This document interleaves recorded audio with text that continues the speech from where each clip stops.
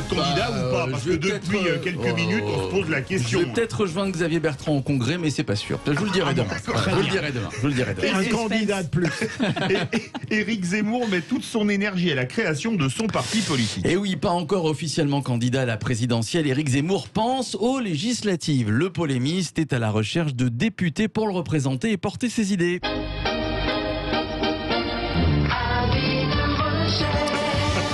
Futur candidat qui fait entre 14 et 17% selon les sondages cherche donc député. Alors selon une règle bien précise, celle des 3 tiers. Un tiers de candidats issus des Républicains, un tiers venant du RN et un tiers de nouveaux profils. Pourquoi? Tout simplement pour que les futurs députés zémouriens soient représentatifs d'une certaine union des droites. Alors sachez que 3/4 de ces potentiels députés auraient déjà été trouvés. Voilà, il en reste un quart.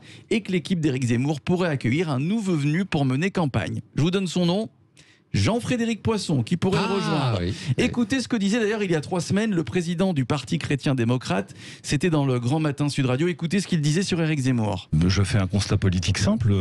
Si effectivement il est le mieux placé de tous ceux, et ils ne sont pas nombreux, qui traitent le redressement de la France en termes de civilisation, j'ai toujours dit que je m'effacerais volontiers devant le candidat qui serait mieux placé que moi pour porter un projet de cette nature. Et voilà, Éric Zemmour donc qui s'active, qui pourra accueillir Jean-Frédéric Poisson, des députés, un parti, le probable ralliement donc de Jean-Frédéric Poisson que vous venez d'écouter au micro de Patrick Roger. Éric Zemmour qui devrait annoncer, je vous le dis, sa candidature. J'ai une date. Ah oui, j'ai une date. Entre fin octobre et début novembre. Le message aurait été passé même à ses équipes de campagne. Pourquoi?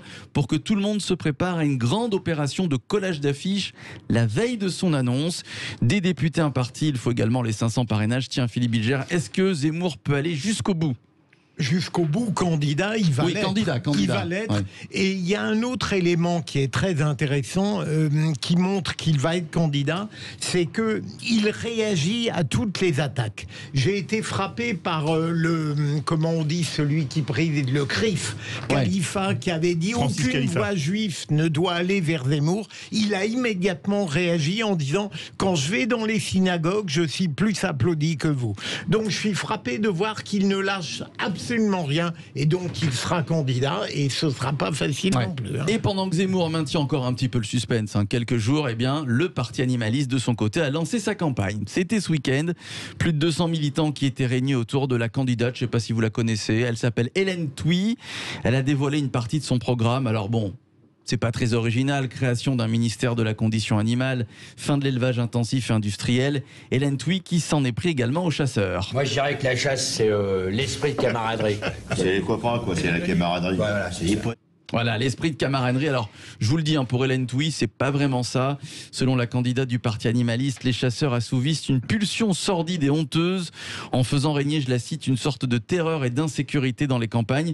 Alors, sachez que beaucoup de célébrités soutiennent le parti animaliste. Formidable, Michel Drucker par exemple, ou encore Julien Courbet, Raphaël Mézrahi, Laurent Baffy, Brigitte Bardot évidemment. Et je vous rappelle quand même que ce parti avait obtenu aux européennes 2,2% des voix. C'était plus que l'UPR de François Asselineau, plus que Lutte ouvrière et presque autant que le candidat du Parti communiste Yann Brossa qui avait fait 2,5% des voix.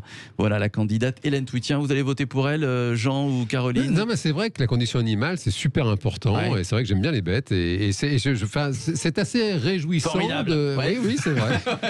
Caroline, oui, non. Ah bah écoutez, si, c'est une très bonne chose qu'elle se présente. Il y a du monde qui va la soutenir, mais après, je ne dirai rien. Le vote est confidentiel. Ça se passe entre l'isoloir et moi-même. Formidable. En attendant, une nouvelle chronique demain, je vous dis au revoir.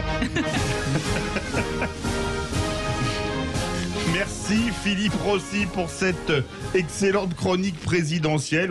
On attend toujours de vous voir en congrès, donc maintenant le 4 décembre on a noté prochain, que oui, on vous a envisagez noté, tous les auditeurs sont aux aguets. On va vous soutenir activement, vous en doutez bien. Moi je vote pour toi. C'est gentil. Je sors de ma réserve. Justement, à 18h30, notre